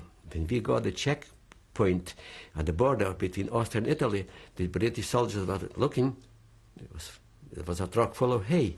That's why they took us to Italy. And in Italy, we were placed in a displaced person camp. And then... And can you describe what the displaced person camp Well, the was displaced person camp, it was a big building, in quite a few buildings. There used to be the Jewish center in Milano. In Milano, the city of Milano, used to be the Jewish center. And there was a lot of buildings. And that was the place for the Jewish displaced persons. They took us there. And they gave us, we were rationed food, we got food enough to eat, place to sleep. But then, being that I used to be a fourier, so I went out of that place and I was trying to look if I can find a fourier. So finally I found a fourier. He was a German Jew, but he escaped Germany before Hitler came to power. And he had he didn't have a store. He had what you call like a shop making fur coats. He was making the coats for stores, for other stores. So I told him about it. So he told me, the kind of coats they were making in Italy wasn't the same kind of coats we were making in Poland. So he was teaching me how to make coats the modern way. And then the people from the Jewish agency, they start taking old people to Palestine. And I was already twice on a boat to go to Israel, to Palestine, but the British turned us back. And how far did you get? One time I was close, almost I could see the shores of Israel. The shores, they turned us back twice. So I came back to Italy. And then I thought to myself, as long as I cannot go to Palestine, I'm going to try to go to America. So when I went to America, to the American embassy to register, they told me I have to wait 5 years for the Polish quota. And what year was this now? This was in 1946. So there was a chance to go to Brazil, because the Brazilian government allowed a certain amount of Jewish refugees to come to Brazil. So I went to Brazil. There was a boat full, must have been about 1,500 refugees going to Brazil. So I went to Brazil. In Brazil, I worked as a foreigner. But I mentioned before that there used to be a tutor. He used to teach us in the home. There was a woman, and she was in Argentina, because she left just before war started. So I tried to find her, and I found her. So she wrote me to come to Argentina. In Argentina, the situation is nicer than Brazil and better, and she'll help me. So I went to Argentina clandestinely, because I couldn't get Argentinian visa. So again, I crossed the border illegally from Brazil to Argentina. And how were you able to do that? Well, I went there's a corner with Argentinian, Paraguay, in Brazil, Paraguay, in Argentina meet. So there were some smugglers, paid some money. They crossed us. It was me and two more boys. We crossed the river. We crossed the river, and I went to Buenos Aires. And I had the address. I went straight to that woman that used to be my tutor. And she found me a place to stay. And then I went to look for a job as a foreigner, and I found work as a foreigner. And I was already start liking Argentina. I stayed there between 1946 till 1950. I had already a girlfriend, and I was planning maybe to get married someday. So my sister and her husband and my brother, two of my brothers were already in the United States. They were not a displaced person in Germany. From Germany, they went to the United States. And how did they find out where you were? No, so the way I found out, because we had aunts and uncles over here, and I didn't know the address of my relatives. But when I was in Italy, I told the American Jewish soldier that I had some relatives in the United States. I don't know their addresses, but I know one uncle whose name is Saul Feldman. He found out. He went probably to a Jewish agency over here, to the, I don't know what agency he went to. And finally, I got a letter from an uncle of mine.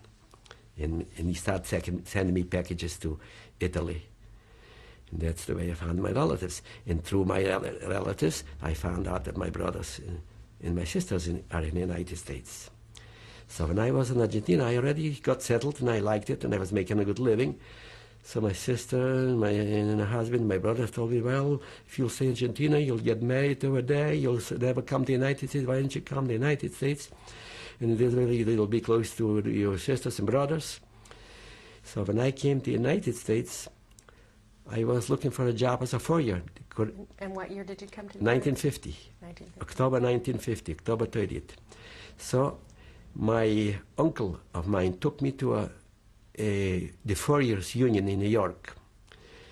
And I said, well, and so it happened so that there was a man, he used to come from the same hometown that he come from Europe, and he had a fur business, and his son went to Korea. He was in Korea serving, so he gave me a job. So the union came, he told me, you cannot employ him. We got a lot of union members and you cannot employ him. He says, this is not just anybody, just a boy that survived, is a relative. He survived the Holocaust. He says, nothing doing, you cannot employ him. So finally I figured, as long as I cannot get a job as a furrier in New York, I might as well come to California. My younger brother lived already over here, and I had a few aunts over here. So one of my aunts took me in. So we went to the union over here, the furrier union. So he showed me a list. 120 people are waiting for somebody to die to get a job. So I said to myself, I told him, in that case, let him to live to be 120 years. I'm going to look for something else.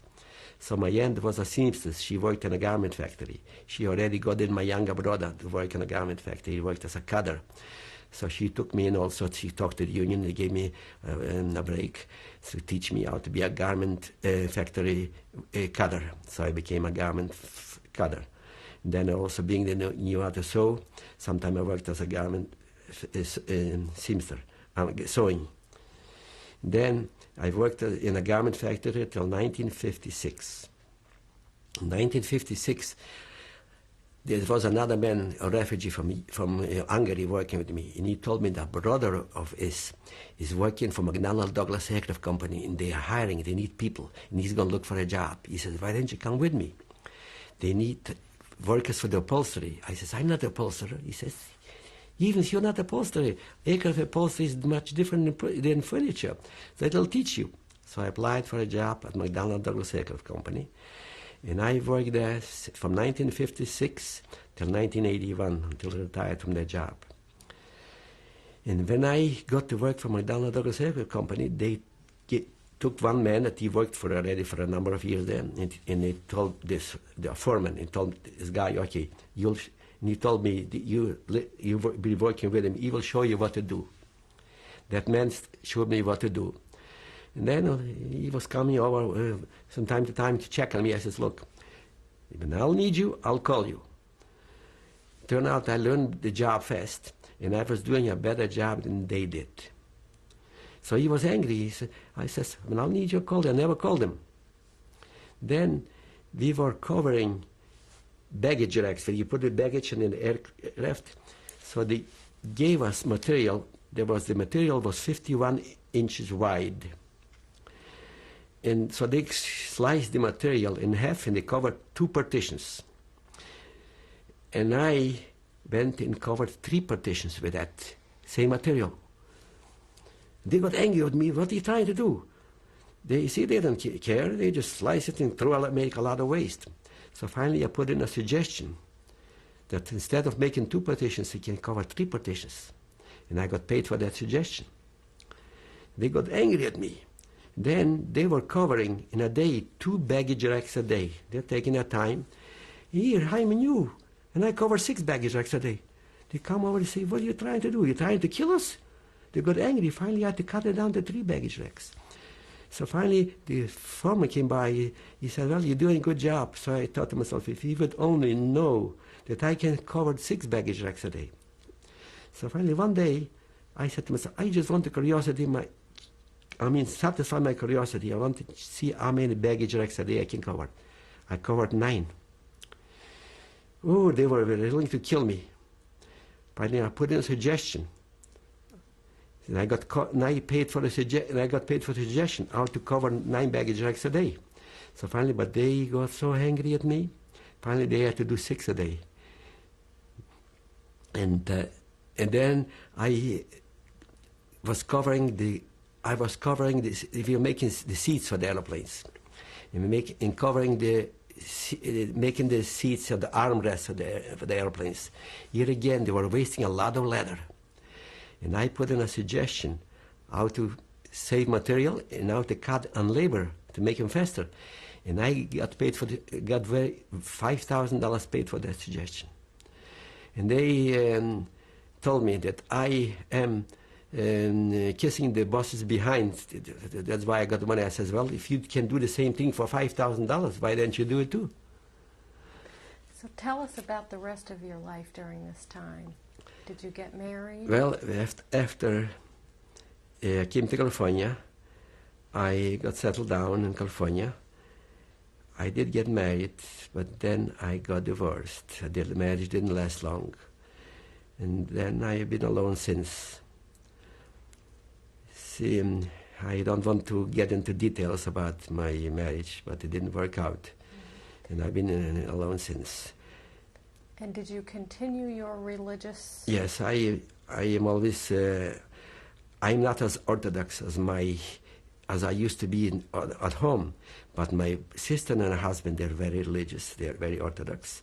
And my brother, my younger brother, he is he also, because after what I've seen, what the Germans did, I told myself, if there would be a God in this world, he wouldn't allow to do all these things. So I kind of turned away. But gradually, I came back. I am not orthodox. I would consider myself conservative. But my younger brother, he turned back to be orthodox. My sister's husband, he kind of convinced him again. Like I mentioned before, that another brother and his wife survived. He died in New York. Him and his wife, they both died. He died at the age of 45.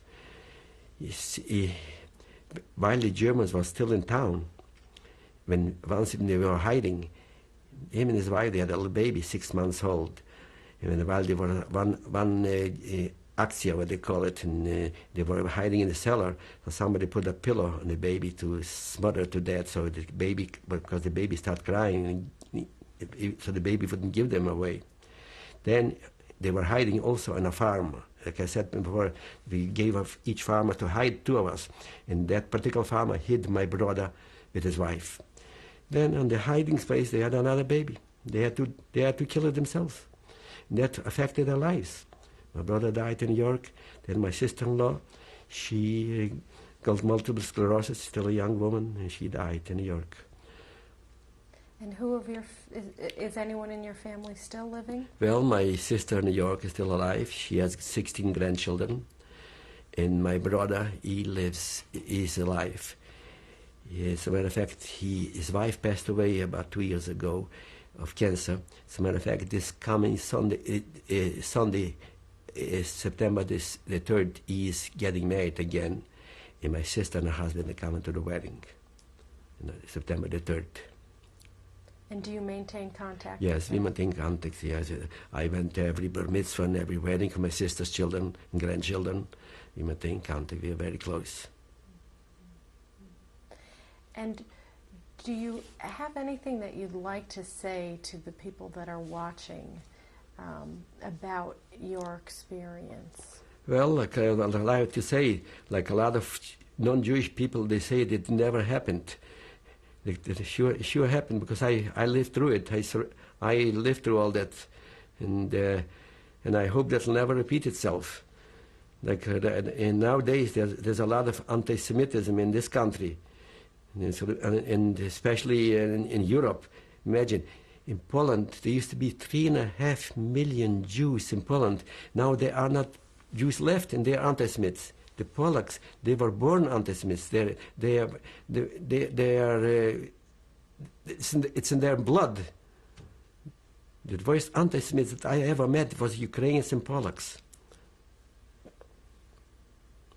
You know, like what I cannot understand, after all this, Jews went back to live in Germany. I would never go to Germany. And all possible, I never buy anything that made in Germany. And I cannot understand, like Jews could return to live in Germany after this Holocaust. You see, a lot of Jews that survived the Holocaust, they received pension from Germany. They received money. I don't get anything. Because they asked me to show them proof that I was hiding. How could I show them proof? Because some people, they were in concentration camps, they get their numbers, they have other things to prove to them. But I could not, what proof could I show to them? So I'm not getting a penny from the German government. And how do you feel that your experience in the war, in the Holocaust, has affected your life now? Well, it affected my life. I dream, most of the time I dream about my parents, about my sisters.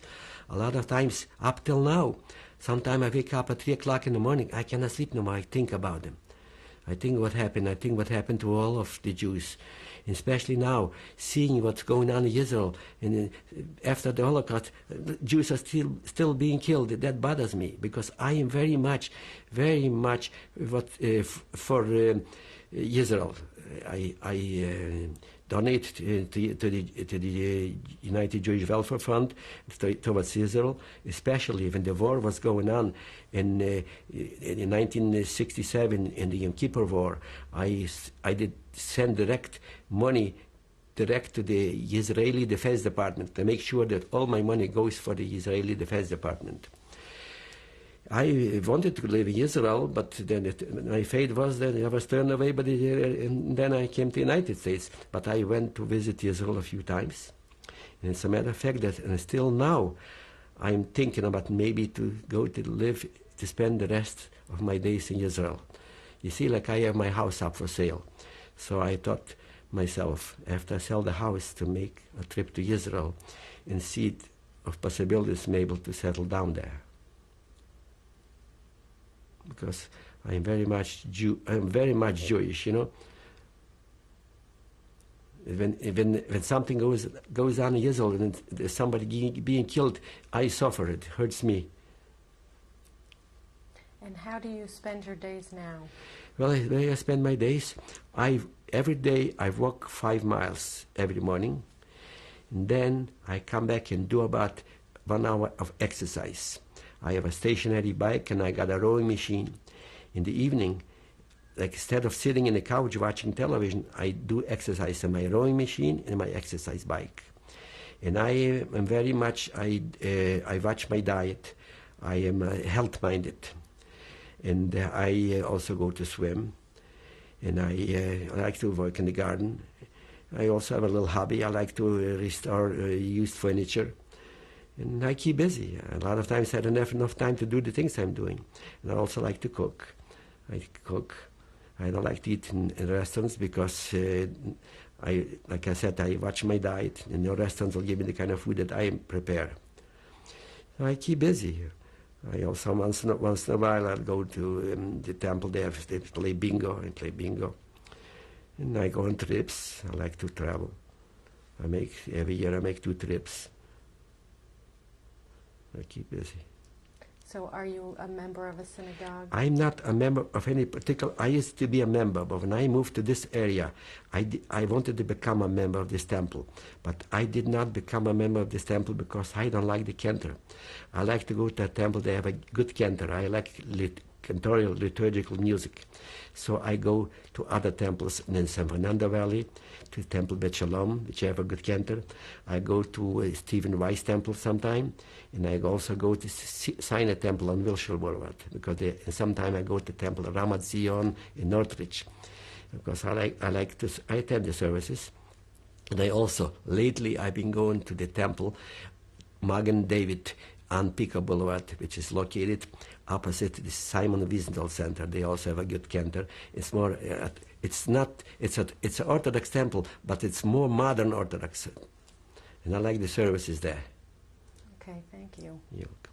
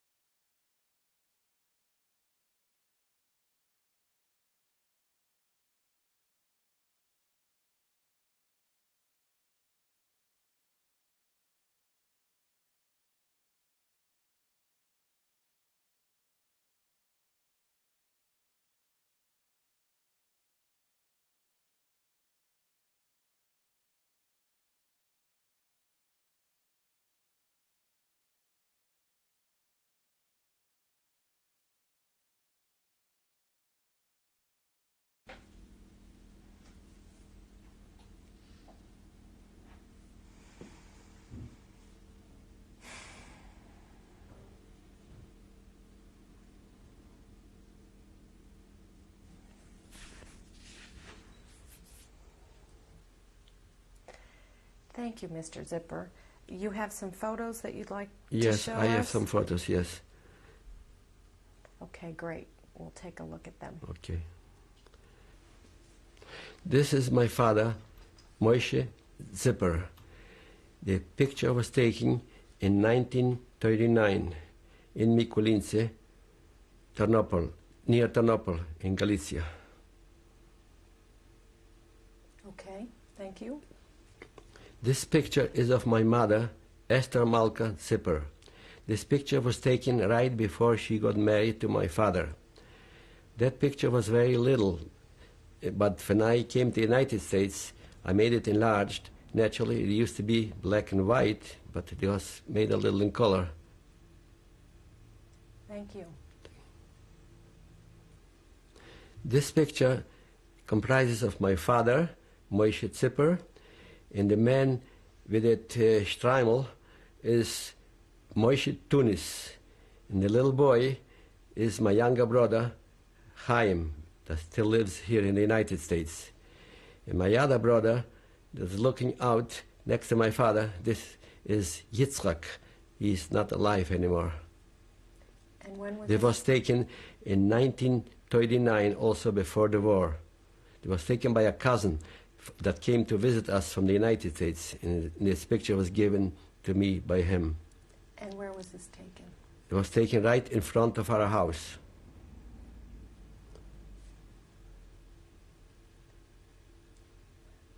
When? In 1939. Okay. And it was taken in Mikulince, near Ternopil in Galicia. This picture comprises of all of our family. It was taken before the war. I must have been about 9 or 10 years old. The first row, there's my brother Yeshua, Yitzchok, and Abraham Henoch. The second row, myself, my mother, my sister Sarah, my father, my younger brother Chaim, and my brother Yehuda. See. The first row on the left is my brother Yeshua. The second one is Yitzchak. The third one is Abraham Henoch. The second row, the first to the left, is myself. The second is my mother. The third is my sister Sarah. Then is my father Moshe. And then is my brother Yehuda. The third row to the left is my brother Yisrael, my oldest sister Adela, and the third one is my brother Yosef. And what year was this taken? This picture was taken, must have been taken around 1933 or 1934 in Mikulince. This picture is of myself and my cousin Michal Schwalbenist, who lives in Israel. I am the one to the left with the hat. This picture was taken in 1936 when I was 15 years old in Mikulince. This picture is of my sister Adela and her husband Kalman, right after they got married, and was taken in Mikulince in 1932 in our town. And did your sister survive? This sister did not survive. Her husband was shot to death right after the Germans came in. They lived in Ushatin, also Galicia. And my sister was taken away by train together with my father, where I don't know where. This picture was taken in 1939 in front of some friend's house. The one standing in the back was my brother Abraham Enoch. He was the first victim of our town, that the Germans, the Ukrainians killed him on the Ukrainian cemetery.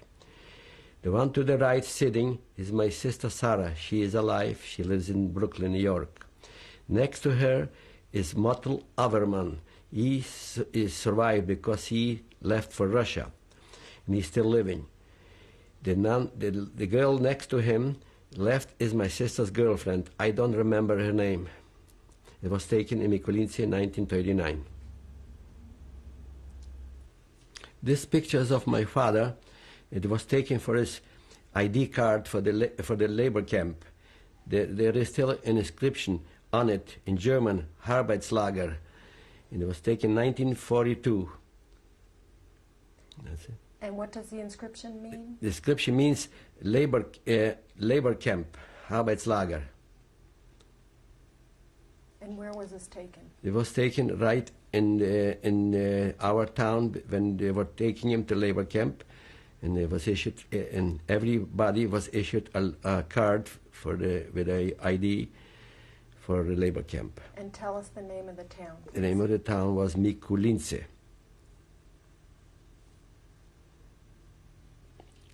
This picture is of myself, my brother, and his wife at my sister's grandson's bar mitzvah in Brooklyn, New York, in 1990.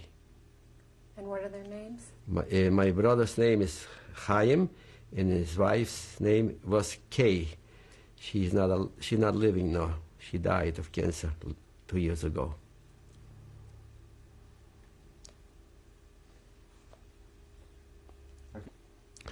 This picture is of myself. Which one are you in this picture? I am the one to the left. Then in the middle is my sister-in-law, my brother's wife, Kay. And to the right is my brother, Harry, or Chaim. This picture was